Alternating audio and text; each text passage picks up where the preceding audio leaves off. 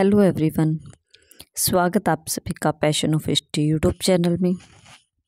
हम हमारे आधुनिक भारत की सीरीज जो शुरू कर रखी थी उसमें हमने क्लास में जो है पुर्तगालियों के आगमन के बारे में पढ़ लिया, डचों के आगमन के बारे में पढ़ लिया, अंग्रेज़ों के भारत आगमन के बारे में पढ़ लिया। उसके बाद हमने जो है फ्रांसीसियों के भारत आगमन के बारे में पढ़ा। लेकिन जो है हमने अभी क्या शुरू कर रखा है कि फ्रांसीसियों के साथ अंग्रेज़ों के कर्नाटक के युद्ध होते हैं, जिसमें कि 3 कर्नाटक युद्ध लड़े जाते हैं। उसमें हमने हमारे पिछले क्लास में प्रथम कर्नाटक युद्ध को पढ़ लिया था। आज हम द्वितीय कर्नाटक युद्ध के बारे में पढ़ने वाले हैं, जो कि अंग्रेज़ों और फ्रांसीसियों के बीच हुआ था। तो द्वितीय कर्नाटक युद्ध जो है कब से कब तक लड़ा गया, तो ये 1749 से लेकर 1754 ईस्वी तक लड़ा गया था द्वितीय कर्नाटक युद्ध। चलिए देखते हैं। तो हमारा पहला पॉइंट है कि इस युद्ध की पृष्ठभूमि किसने तैयार की, कि भारतीयों ने तैयार की। कि जो द्वितीय कर्नाटक युद्ध है, इस युद्ध की पृष्ठभूमि मतलब इस युद्ध के कारण कौन बनते हैं, तो भारत की परिस्थितियां ही ऐसी होती है कि जिसके कारण फ्रांसीसियों के बीच में और अंग्रेज़ों के बीच में जो ये युद्ध होता है वो कर्नाटक का ये लड़ा जाता है। नेक्स्ट पॉइंट हमारा है कि दूसरे कर्नाटक युद्ध का कारण क्या था मुख्य। ध्यान से सुनिएगा, पूछ लेता है कई बार आपको कि द्वितीय कर्नाटक युद्ध का कारण, और नीचे 4 ऑप्शन दे देता है, उनमें से आपको छांटनी होती है कि इसका एग्जैक्ट कारण कौन सा था। इसके लिए हमें याद रखना होता है कि कोई भी युद्ध हो रहा है उसके क्या कारण हैं, किन परिस्थितियों में युद्ध हुआ, कैसे लड़ा गया और उसके क्या परिणाम रहे, रिजल्ट रहे।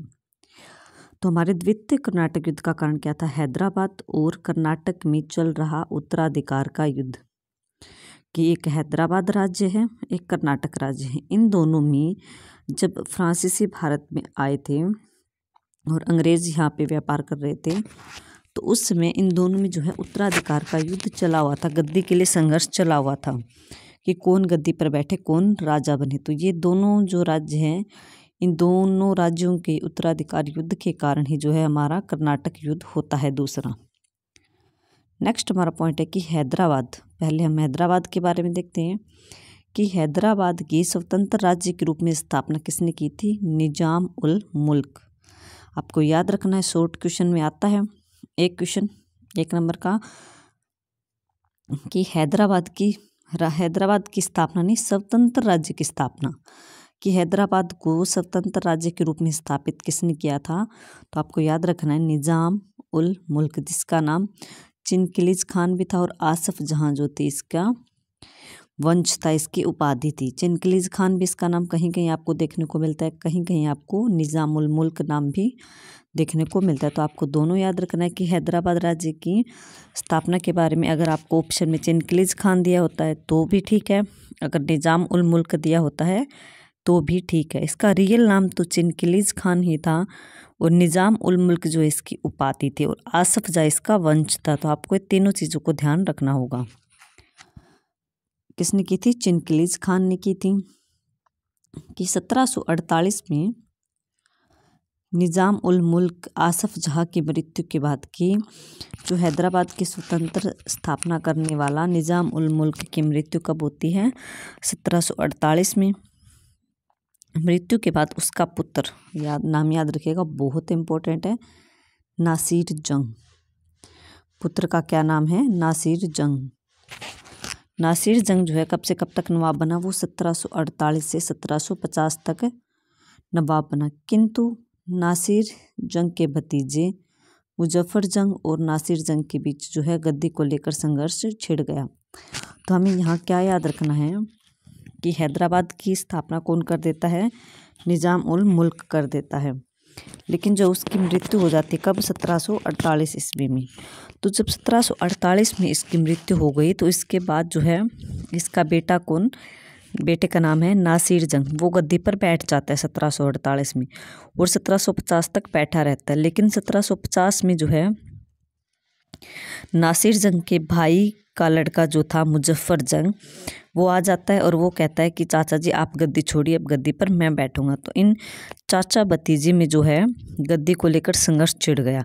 अब जब 2 बंदों के बीच में जो है संघर्ष हो रहा है तो एक साइड का साथ किसने दिया, अंग्रेजों ने, और दूसरी साइड का साथ किसने दिया, फ्रांसीसियों ने। तो इसके बारे में हम आगे देखेंगे कि मुजफ्फर जंग का साथ अंग्रेज देते हैं या फिर वो नासिर जंग का साथ देते हैं। लेकिन हमें सिर्फ यहाँ पर इतना ज़्यादा याद रखना इम्पोर्टेंट है कि हैदराबाद में उत्तराधिकार का युद्ध है, किस किस के बीच में है, तो मुजफ्फर जंग और नासिर जंग के बीच।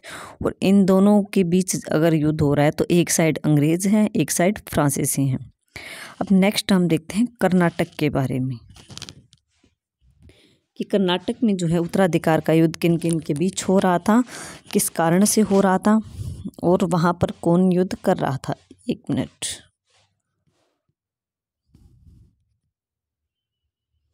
देखिए कि कर्नाटक में उत्तराधिकार का युद्ध, कि कर्नाटक में उत्तराधिकार का युद्ध कब छिड़ गया, तब छिड़ गया जब मराठों ने 7 वर्ष तक कैद रखने के बाद चंदा साहब को, कि जो चंदा साहब था उसको आज़ाद कर दिया, जिसके कारण कर्नाटक के नवाब अनवरुद्दीन व उसके बहनोई चंदा साहब के बीच उत्तराधिकार का युद्ध छिड़ गया।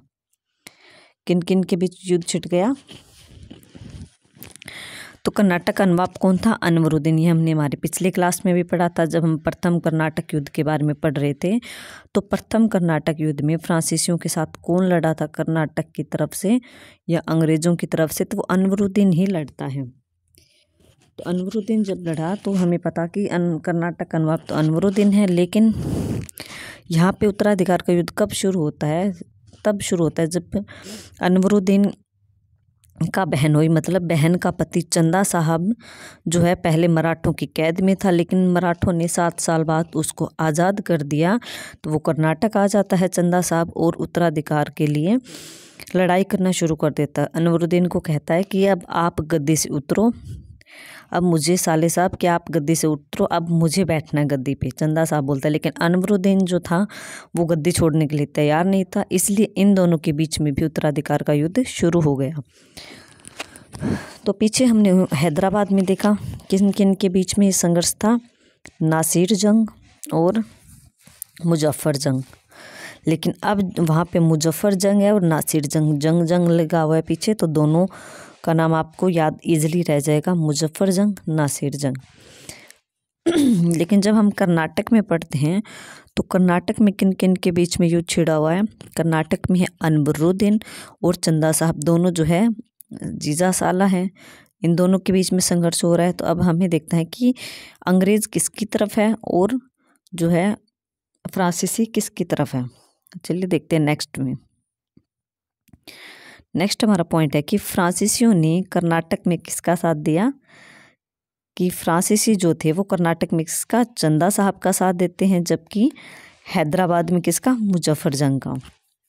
सबसे पहले फ्रांसीसियों को देखते कि फ्रांसीसी जो कर्नाटक में चल रहा था, अभी हम जस्ट पिछले स्लाइड में देखा, चंदा साहब जो कि उसका मराठों की कैद में था, इसका साथ देते फ्रांसीसी। और हैदराबाद जो राज्य था वहाँ पर किसका, मुजफ्फर जंग का, जो कि पहले ही गद्दी पर बैठा हुआ था, उसका साथ देते हैं हैदराबाद में।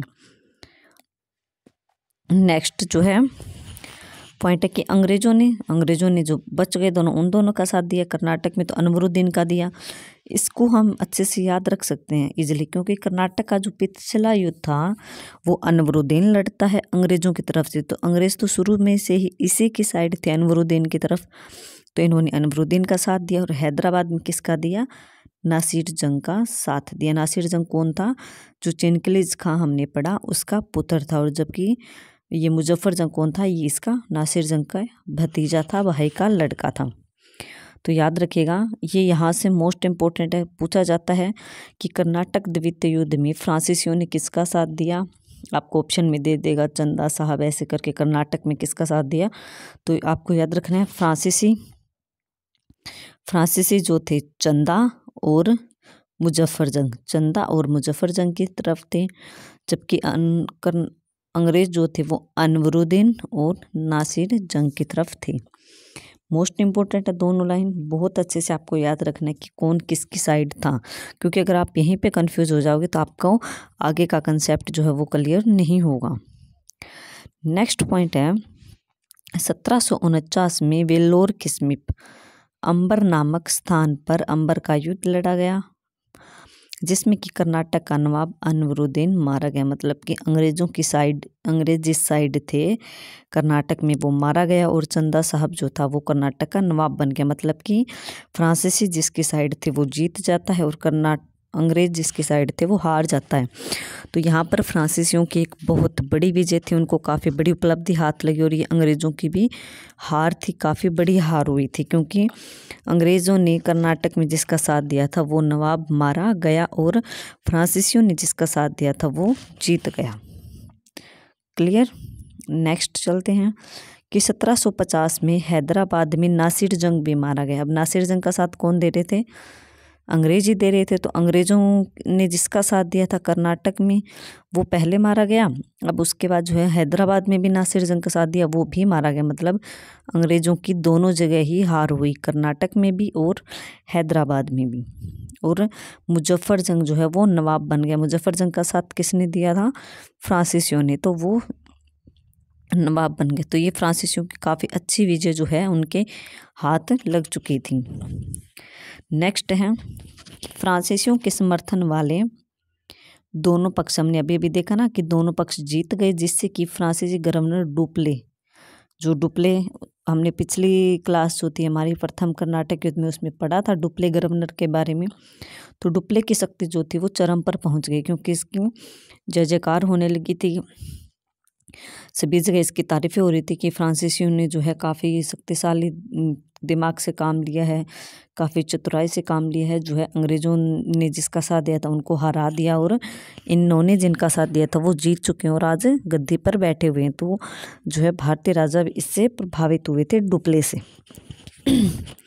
नेक्स्ट है मुजफ्फर जंग, जो कि कर्नाटक में बैठा था। नवाब मुजफ्फर जंग ने 1750 में डुप्ले को 20 लाख रुपए और जागीर दी तथा कृष्णा नदी के दक्षिण से लेकर कन्याकुमारी तक के क्षेत्र का गवर्नर बना दिया। डुप्ले को ये इनाम के रूप में देता है। मुजफ्फर जंग जब गद्दी पर बैठ कर नवाब बन गया, इसके हाथ में पावर आ गई, इसके हाथ में पैसा आ गया, तो इसने जो है डुप्ले को इनाम दिया, 20 लाख रुपए दे दिए, क्योंकि डुप्ले ने साथ दिया था ना इसका नवाब बनने में, इसीलिए 20 लाख रुपए दे दिए, एक जागीर दे दी और जो कृष्णा नदी के दक्षिण से लेकर कन्याकुमारी तक का जो है इसको गवर्नर बना दिया मुजफ्फर जंग ने। मुजफ्फर जंग फ्रांसीसी गवर्नर डुप्ले को मसूलीपट्टनम और पांडिचेरी का क्षेत्र भी जो है वो प्रदान करता है। तो ये भी पांडिचेरी और मसूलीपट्टनम की प्राप्ति जो थी वो फ्रांसीसियों के लिए काफ़ी महत्वपूर्ण साबित होती, क्योंकि दोनों ही क्षेत्र जो थे उसमें काफ़ी महत्वपूर्ण थे। अंग्रेज भी जो है इन दोनों पर अपना कब्जा करना चाहते थे, लेकिन अंग्रेज हार गए तो वो इसको प्राप्त नहीं कर सके, जबकि मुजफ्फर जंग ने कर्नाटक का नवाब बनते ही इनको प्रदान कर दिया था, ये मसूलीपट्टनम और पांडिचेरी। नेक्स्ट पॉइंट, डुप्ले ने जो मुजफ्फर जंग कर्नाटक का नहीं, ये हैदराबाद का नवाब बना था। मैं बार बार कर्नाटक बोल रही थी, ध्यान नहीं रहा। नेक्स्ट हमारा पॉइंट है कि डुप्ले ने बुस्सी, एक फ्रांसीसी गवर्नर ही है, फ्रांसीसी व्यापारी ही है, जो है ऑफिसर मीन्स, बुस्सी के नेतृत्व में, मतलब कि इसके देखरेख में हैदराबाद में मुजफ्फर जंग की सहायता के लिए सेना तैनात की, क्योंकि मुजफ्फर जंग ने डुप्ले को काफ़ी इनाम दिया था, डुप्ले को काफ़ी खुश कर दिया था इनाम देकर, जागीर देकर, मसूलीपट्टनम और पांडिचेरी का क्षेत्र देकर। तो डुप्ले ने भी बदले में मुजफ्फर जंग की सहायता के लिए जो है एक सेना तैनात कर दी और उस सेना का हेड किसको बना दिया था? बुस्सी को बना दिया था। कब? 1751 में।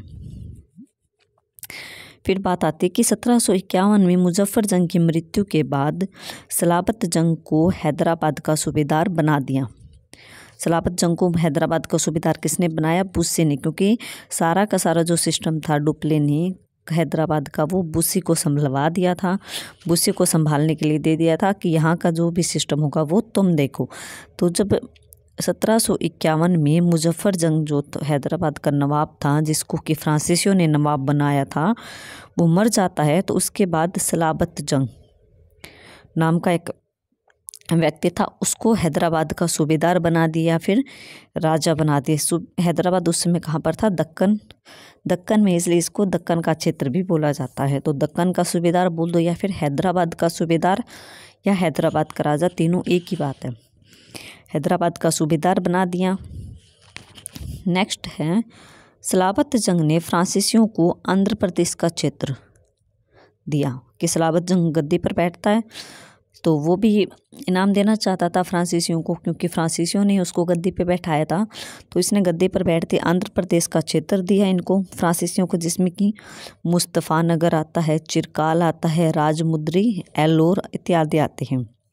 पुरस्कार के रूप में दिया जिसे कि उत्तरी सरकार के नाम से भी जाना जाता है। उस समय जो है इन क्षेत्रों को उत्तरी सरकार के नाम से भी जाना जाता था। तो आपसे पूछा जा सकता है कि फ्रांसीसियों को उत्तराधिकार नहीं कि पुरस्कार के रूप में आंध्र प्रदेश का क्षेत्र या फिर उत्तरी सरकार के नाम से जो क्षेत्र जाना जाता था वो किसने दिया था? तो आपको याद रखना है वो सलावत जंग ने दिया था, क्योंकि सलावत जंग को फ्रांसीसियों ने गवर्नर बनाया था। नेक्स्ट हमारा पॉइंट है, नेक्स्ट स्लाइड में देखते हैं। आई होप आपको अब तक जितना मैंने पढ़ा है वो क्लियर हुआ होगा। अब तक हमने क्या क्या देखा? हमने देखा कि कर्नाटक और हैदराबाद दोनों में उत्तराधिकार का युद्ध छिड़ा हुआ है, जिसमें से जो है कर्नाटक में और हैदराबाद में अंग्रेज और फ्रांसीसी भी बटे हुए, एक तरफ अंग्रेज साथ दे रहे हैं तो एक तरफ फ्रांसीसी साथ दे रहे हैं, लेकिन जीत किसकी होती है? जिसका साथ फ्रांसीसी देते हैं। तो फ्रांसीसियों ने जिसका साथ दिया वो दोनों ही जगह नवाब बन गए, हैदराबाद में भी और कर्नाटक में भी।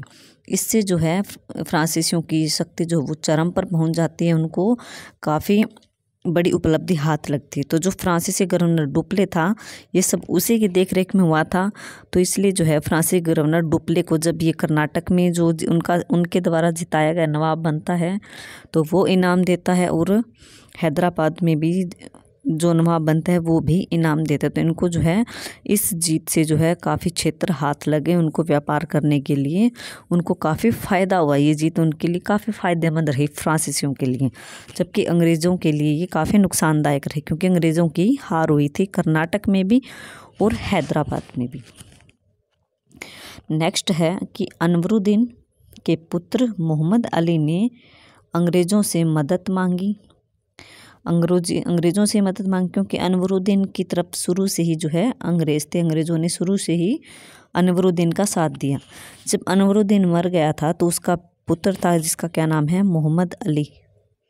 याद रखिएगा आगे आएगा ये नाम कि मोहम्मद अली जो था उसने अंग्रेज़ों से हेल्प मांगी कि मेरी मदद कीजिए, मेरे पिताजी की तो मृत्यु हो गई है, और उसने जो है त्रिचन्नापल्ली के दुर्ग में शरण ले ली, छुप गया वो फ्रांसीसियों के लिए, क्योंकि फ्रांसीसी जो थे उसकी हत्या करना चाहते थे।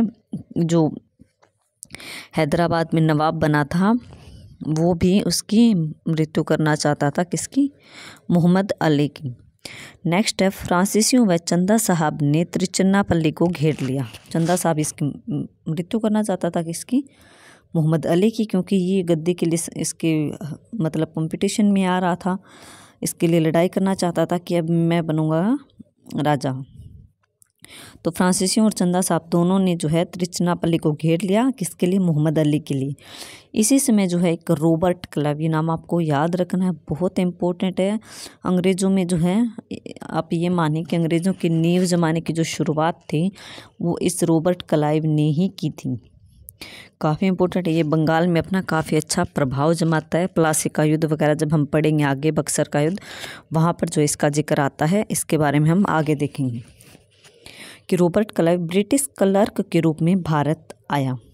याद रखिएगा जब त्रिचन्नापल्ली का घेरा चल रहा था या त्रिचन्नापल्ली को फ्रांसीसियों ने घेर लिया था, उसी समय जो है अंग्रेज़ों की तरफ से रॉबर्ट क्लाइव को भारत में क्लर्क के रूप में भेजा जाता है।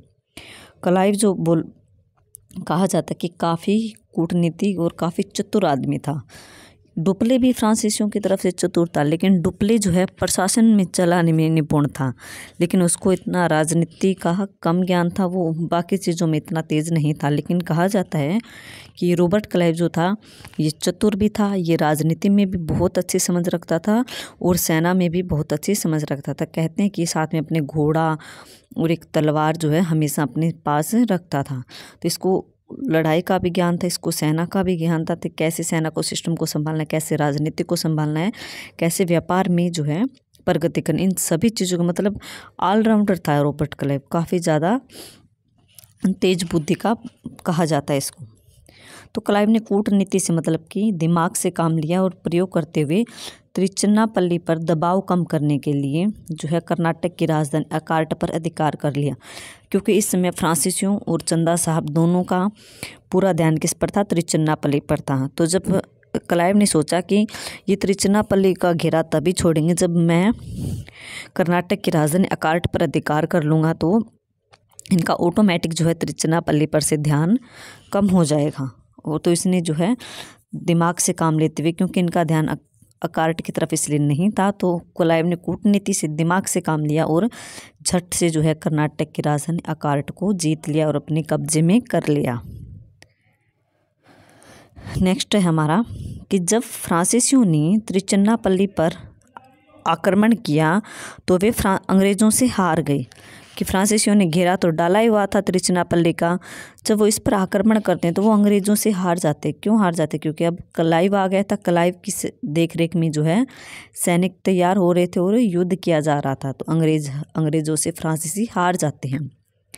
इस हार के बाद 1754 ईस्वी में फ्रांसीसी सरकार द्वारा डुप्ले को वापस बुला लिया जाता है, क्योंकि ये अंग्रेज़ों से हार गए थे, तो फ्रांसीसी सरकार जो है डुप्ले को वापस फ्रांस बुला लेती है।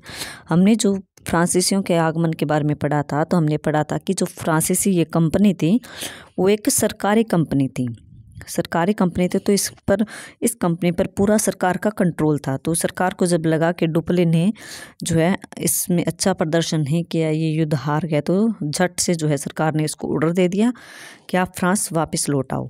तो डुप्ले को वापस बुला लिया गया और गोडेहियो या फिर कहीं कहीं आपको गोडेहू नाम देखने को मिलता है, इसलिए मैंने दोनों ही लिख दिए हैं, कन्फ्यूज मत होइएगा। एक ही नाम है गोडेहियो या फिर गोडेहू को पांडिचेरी का अगला गवर्नर, मतलब कि जो फ्रांसीसी प्रदेश थे भारत में, उनका अगला गवर्नर बनाकर भारत भेज दिया जाता है। तो डुप्ले के बाद फ्रांसीसियों का गवर्नर बनकर कौन भारत आया? तो गोडेहू भारत आया। इसी समय तंजौर के सेनापति ने धोखे से जो है चंदा साहब की हत्या कर दी और मोहम्मद अली जो था वो कर्नाटक का नवाब बन गया। मोहम्मद अली कौन था? तो ये अनवरुद्दीन का पुत्र था, जिसका साथ अंग्रेज दे रहे थे। अब आगे देखते हैं। तो हमें याद रखना है कि फ्रांसीसियों की कहाँ पर हार हो जाती है, उनकी तिरुचिरापल्ली में भी हार हो जाती है और उनकी कर्नाटक में भी हार हो जाती है, क्योंकि कर्नाटक में फ्रांसीसियों ने चंदा साहब को गद्दी पर बैठाया था, तो चंदा साहब की मृत्यु कर दी गई और मोहम्मद अली जो है कर्नाटक का नवाब बन गया। तो मोहम्मद अली का साथ कौन दे रहे थे? वो अंग्रेज दे रहे थे, तो अंग्रेजों की जीत हो गई। नेक्स्ट है कि द्वितीय कर्नाटक युद्ध की समाप्ति कब होती है, किस संधि से होती है? तो 1755 में समाप्त हुआ द्वितीय कर्नाटक युद्ध, और पांडिचेरी की संधि से जो है इस युद्ध का अंत होता है। किस से समाप्त होता है द्वितीय कर्नाटक युद्ध? पांडिचेरी की संधि से। इस संधि के परिणाम स्वरूप दोनों कंपनियों ने, मतलब कि जब ये संधि हुई तो दोनों कंपनियों ने क्या कंक्लूजन निकाला?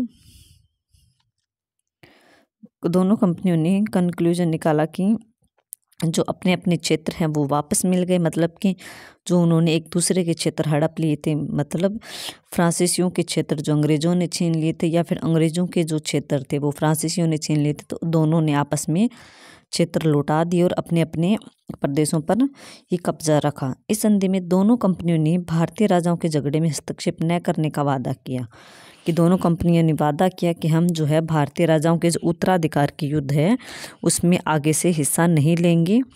तो ये दोनों ने प्रण लिया था।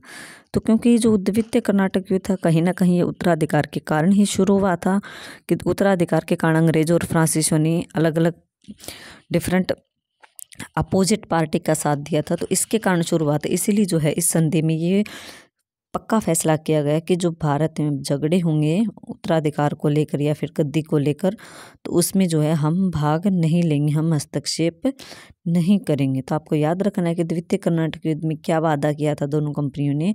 एक तो अपने अपने क्षेत्र लौटा दिए और जो है भारतीय राजाओं के झगड़े में हस्तक्षेप न करने का इन्होंने वादा किया। नेक्स्ट है, अब जो इतना ही था ये कर्नाटक का युद्ध। अब कुछ इम्पोर्टेंट बातें जो कि मैंने नोट डाल के लिखी हुई हैं वो आपके लिए जानना इम्पोर्टेंट है, क्योंकि कई बार पूछ लिया जाता है यहाँ से भी एग्जाम में। तो क्या है नोट में कि 1715 से 1774 ईस्वी तक लुई 15वां। अब हम फ्रांस की बात करें जहाँ से फ्रांसीसी सरकार आई हुई थी, कि 1715 से 1774 ईस्वी तक लुई 15वें का शासन था। कहाँ पर? फ्रांस में। फ्रांस का सम्राट था। इसी किस में 1746 से लेकर 1761 के बीच 3 आंग्ल फ्रांस, मतलब कि 3 अंग्रेजों के और इंग्लैंड और फ्रांस के युद्ध होते हैं फ्रांस में। तो किस समय हुए थे वे? लुई 15वें के समय हुए थे। कब से लेकर कब तक? 1746 से लेकर 1761 तक। और यहाँ भारत में भी जो है अंग्रेज और फ्रांसीसी लड़ रहे थे कर्नाटक के युद्ध के कारण। तो ये इसीलिए बताया गया कि साइड बाय साइड जो है फ्रांस और इंग्लैंड का यूरोप में भी युद्ध चल रहा था। 1746 से लेकर 1761 तक 3 युद्ध होते हैं इनके। ये हम वर्ल्ड हिस्ट्री में पढ़ते हैं, आंग्ल फ्रांस युद्ध। नेक्स्ट पॉइंट हमारा है कि मैरियट, नाम याद रखिएगा। मैरियट नाम का एक इतिहासकार है। उसने लिखा है कि डुप्ले ने मद्रास में भारत की चाबी खोजने का असफल प्रयास किया। कि जब डुप्ले जो है मद्रास का गवर्नर बनकर भारत आया था फ्रांस की तरफ से, तो जो है उसने मद्रास में काफ़ी अच्छे काम किए। उसने मद्रास को पूरी तरह से जीत लिया था। मतलब कि भारत की चाबी को, भारत पर राज करने का जो सिस्टम था, उसने मद्रास से शुरू करने की कोशिश की। लेकिन क्लाइव ने यह चाबी बंगाल में खोजी। तो जो है जब एक क्लाइव आता है भारत में ब्रिटिश की तरफ से गवर्नर बनकर या फिर क्लर्क बनकर, तो ये जो है बंगाल में अपनी भारत की चाबी खोज लेता है। मतलब कि भारत पर राज करने की चाबी खोज लेता है। अब जो है ये क्लाइव सारा का सारा सिस्टम जो अपना बंगाल में लागू करेगा। बंगाल में अपने दिमाग से जो है ये बंगाल पर कब्जा करेगा और वहाँ के बंदरगाहों और वहाँ की सब चीज़ों पर अपना अधिकार कर लेगा और वहाँ के राजा को भी कंट्रोल कर लेगा। और बंगाल को जब इसने कंट्रोल कर लिया तो बंगाल से जो है ये धीरे धीरे पूरे भारत को कंट्रोल करना शुरू कर देते हैं। तो यह सब चीज़ें हैं जो हम इसके बारे में आगे पढ़ेंगे। प्लासी और बक्सर के युद्ध जब लड़ा जाता है तो वहाँ पर हम रॉबर्ट क्लाइव को अच्छी तरह से पढ़ते हैं। तो ये आपका पूरा था कौन? द्वितीय कर्नाटक युद्ध, जो कि हमने बहुत अच्छे से डिस्कस किया है। सारे इम्पोर्टेंट फैक्ट मैंने डाले हैं जो कि एग्ज़ाम में पूछे जाते हैं। आई होप आपको क्लास समझ आई होगी। कोई भी क्वेश्चन जो है वो क्लास से बाहर नहीं जाएगा। एक बार मैं मोटा मोटा आपका रिवीजन और करवा देती हूँ ताकि हमने आज जो जो पढ़ा है वो हम सारा एक बार रिवाइज कर लें। तो आज हमने यहाँ से शुरू किया था द्वितीय कर्नाटक युद्ध। कब से कब तक? 1749 से लेकर 1754, 5 साल ये युद्ध चलता है। फिर हमने देखा कि इस युद्ध की पृष्ठभूमियाँ कैसे तैयार हुई। ये मैं बार बार रिपीट कर रही थी कि इस युद्ध का कारण ही उत्तराधिकार का युद्ध बनता है। गद्दी के लिए संघर्ष कर्नाटक में छिड़ा हुआ था और हैदराबाद में। तो जो है कर्नाटक और हैदराबाद में जो है किस किस का साथ कौन देता है, तो ये हमने देखा कि कर्नाटक में तो फ्रांसीसियों ने चंदा साहब का और हैदराबाद में मुजफ्फर जंग का साथ दिया था। आपको चंदा और मुजफ्फर याद रखना है, दोनों फ्रांसीसियों की तरफ थे। फ्रांसीसी इन दोनों की तरफ थे और अंग्रेज जो थे वो अनवरुद्दीन और नासिर जंग की तरफ थे। याद रखिएगा, अनवरुद्दीन और नासिर जंग। अन और नए से ही नासिर जंग बन रहा है। तो अंग्रेज किसकी तरफ थे? अनवरुद्दीन और नासिर जंग की तरफ। तो जब उत्तराधिकार का युद्ध इनके बीच चल रहा था, तो फ्रांसीसी जिसका साथ दे रहे थे वो जीत जाते हैं दोनों ही। दोनों के जीतने के बाद जो है अनवरुद्दीन जो जिसका साथ अंग्रेजों ने दिया था वो अंबर के युद्ध में मारा जाता है। ये पूछ लिया जाता है एग्जाम में कि अंबर का युद्ध कब हुआ? तो 1749 में। इस युद्ध में कौन मारा गया? तो इसमें कर्नाटक का नवाब अनवरुद्दीन था, वो मारा गया और चंदा साहब जो है वो कर्नाटक का नवाब बन गया। और 1750 में जो हैदराबाद में अंग्रेज किसका साथ दे रहे थे? नासिर जंग का, तो वो भी मारा जाता है और मुजफ्फर जंग नवाब बन जाता है। उसके बाद जो है जब ये कर्नाटक और हैदराबाद में फ्रांसीसियों द्वारा जिताए गए जो नवाब थे वो बन जाते हैं, तो दोनों ही तरफ से जो है फ्रांसीसियों को इनाम दिया जाता है। उसको डुप्ले को, फ्रांसीसी गवर्नर डुप्ले को 20 लाख रुपए दिया। उसको कन्याकुमारी से कृष्णा नदी से लेकर कन्याकुमारी तक का गवर्नर बनाया। उसको मसूलीपट्टनम और पांडिचेरी का क्षेत्र भी इसने प्रदान किया था। और हैदराबाद में जो है डुप्ले ने क्या सहायता की? उसने मुजफ्फर जंग की हेल्प के लिए एक सेना तैनात कर दी। किसके नेतृत्व में? बुस्सी के नेतृत्व में। और फिर जब मुजफ्फर जंग मर जाता है तो उसने सलाबत जंग को फ्रांसीसियों ने नवाब बना दिया। तो अब सलाबत जंग जब नवाब बन गया तो सलाबत जंग ने भी फ्रांसीसियों को इनाम दिया। इसने जो है इन्हें आंध्र प्रदेश का क्षेत्र प्रदान किया, जिसमें कि मुस्तफ़ानगर, चिरकाल, राजमुंद्री और एलोर के क्षेत्र आते हैं, जिनको कि उस समय उत्तरी सरकार के नाम से भी जाना जाता था। आगे हमने देखा कि अनवरुद्दीन का पुत्र मोहम्मद अली अंग्रेज़ों से हेल्प मांगने के लिए जाता है। तो उसी समय जो है अंग्रेज़ों, जब ये मोहम्मद अली था ये त्रिचन्नापल्ली में छुप गया था, तो फ्रांसीसियों ने और चंदा साहब ने त्रिचन्नापल्ली को घेर लिया। उसी समय क्या होता है कि रॉबर्ट क्लाइव अंग्रेज़ों की तरफ से क्लर्क के रूप में भारत आया। रॉबर्ट क्लाइव काफ़ी कूटनीतिक व्यक्ति था, काफ़ी तेज चतुर बुद्धि वाला व्यक्ति था। तो इसने क्या किया, आते ही इसने जो है कर्नाटक की राजधानी अकार्ट को जीत लिया, जो कि एक फ्रांसीसियों की काफ़ी बड़ी हार मानी जाती, क्योंकि कर्नाटक की राजधानी अकार्ट जो थी वो काफ़ी समृद्धशाली था। यहाँ से जो है फ्रांसीस जो थे वो अपना व्यापार अच्छी तरह से कर रहे थे, लेकिन अंग्रेज़ों ने इस पर अधिकार कर लिया। उसके बाद फ्रांसीसियों की लगातार हार होती है कि फ्रांसीसियों से पहले तो कर्नाटक की राजधानी अकार्ट छिन गई, उसके बाद त्रिचन्नापल्ली में भी जो है उसको हरा दिया गया। उसके बाद क्या आता है कि त्रिचन्नापल्ली में जब हार गया तो उसके बाद डुप्ले को वापस बुला लिया जाता है, और गोडेहू नाम का एक जो फ्रांसीसी गवर्नर है वो भारत में आता है। गोडेहू के भारत में आते ही दोनों के बीच, कंपनियों के बीच जो है संधि होती है। कौन सी संधि होती है, तो वो पांडिचेरी की संधि होती है। तो ये भी पूछा जाता है कि पांडिचेरी की संधि किन किन के बीच हुई, फ्रांसीसियों और अंग्रेज़ों के बीच किस कारण हुई, तो द्वितीय कर्नाटक युद्ध की समाप्ति के कारण हुई। कब होती है, तो 1755 में होती है। इन जो है इस संधि के बाद जो है कंपनियों ने क्या फैसला लिया, तो इनका फैसला ये था कि जो भारत में अब उत्तराधिकार के लिए युद्ध होगा तो भारतीय राजाओं के मामलों में हम दोनों जो है हस्तक्षेप नहीं करेंगे, ना तो फ्रांसीसी उनका साथ देंगे ना अंग्रेज़ उनका साथ देंगे। तो ये द्वितीय कर्नाटक युद्ध में एक महत्वपूर्ण बात थी। तो आप याद रखिएगा द्वितीय कर्नाटक युद्ध कब समाप्त हुआ, 1755 में। किस संधि से हुआ, तो ये पांडिचेरी की संधि से। और जो प्रथम कर्नाटक युद्ध हमने पढ़ा था वो किस संधि से समाप्त हुआ था, तो एक्स-ला-सापिल की संधि से। ये आपको मिलान में दे देगा, प्रथम कर्नाटक युद्ध, द्वितीय कर्नाटक युद्ध, तृतीय कर्नाटक युद्ध। आगे जो है इनकी संधियां दे देगा, एक्स-ला-सापिल, पांडिचेरी की संधि।